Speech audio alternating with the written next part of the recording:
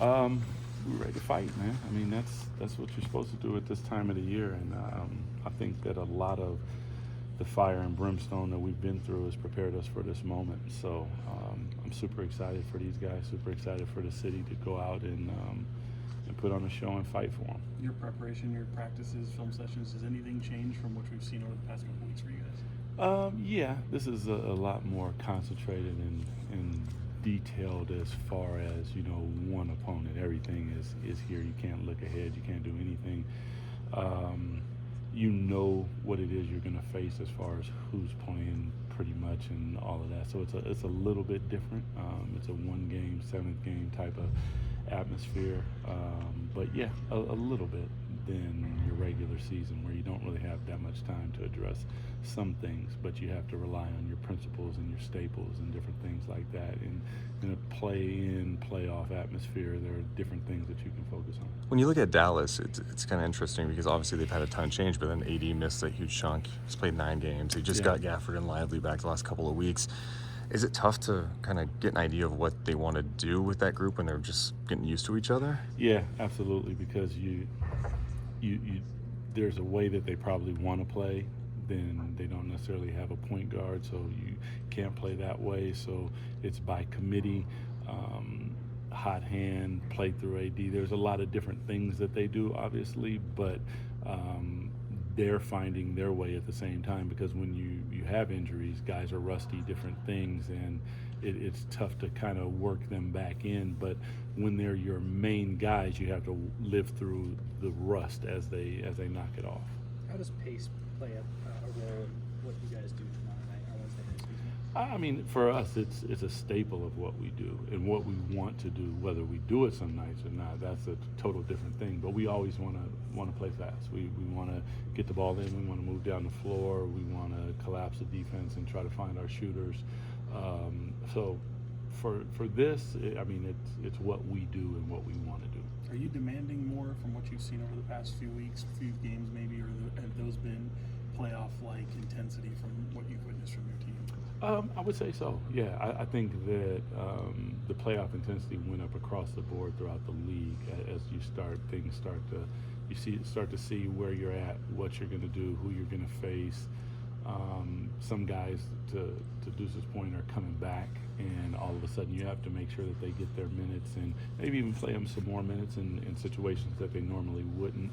But that playoff intensity, once this time of year comes, it ramps up, and it's palpable. You can feel it through the television. If you're in the arena, you certainly can feel it, and if you're on the floor, God bless you. Mm-hmm. Did you spend much time looking at how games ended up and just the way 1 through 10, I guess, 1 through 9? Not totally. I kind of locked in on, I got my guys that are working on certain things, so I don't have to do everything, but I kind of look at everything. So it's, I didn't really pay attention to, what was going on everywhere else. You get caught up in it a little bit because it's fun to watch, but I also have a job to do, so I have to focus on what I need to focus on. You've been big on that. How do you calm guys down from getting too amped for a situation like this? I don't really worry about that. The ones that I have to ramp up are the ones that I'm worried about. This one, like, first things first, like, once we get in the game, we can try to calm down. But I think that there is a certain level of a sense of urgency, physicality, an aggressiveness that is an absolute must. So once you get in there, you kind of see who's who, and you kind of get a vibe for who's calm in the moment, who's excited in the moment. Sometimes you miss the moment and you can't calm yourself down, and other times you find that sweet spot, or you depend on one of your teammates who are like that, and you ride on their energy a little bit. You mentioned the faceless opponent a lot as how you guys prepare. Does that change at all when you head into like a postseason matchup like this? Oh yeah, the opponent has a face, but when we look in the mirror, we need to always see ourselves, because until we are really definitive on who we are on a night-to-night basis, and we understand it even without me having to coach that part of it, meaning that they do it automatically, and then the coaching part is just kind of shifting and adding nuances to it. Until we get there, we always have to look at ourselves. I feel like physicality kind of goes up a notch in the playoffs. How do you guys get your guys ready for that? I mean, going into a fight. If you're not physical, you're gonna get knocked the hell out. So that's really it. I mean, most of our guys have been there before, so you don't really have to explain it.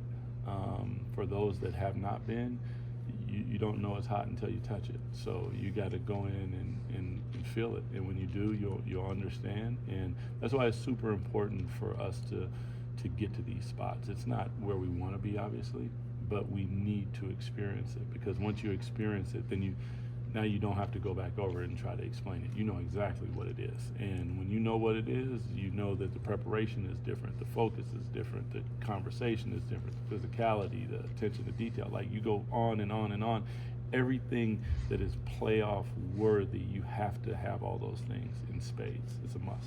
Is that what kind of keeps you, excuse me, these next 2 days of preparation, is that kind of what maybe keeps you up, or your biggest challenge as you kind of navigate getting these guys ready? Is that experience versus maybe the guys that aren't there yet?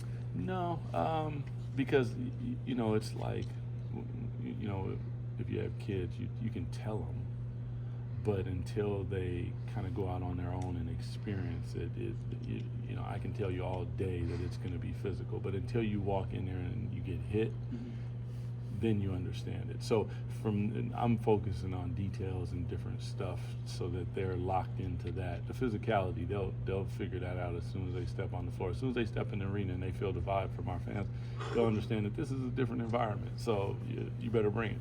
Apologies if I missed it before, but are these US shirts kind of new?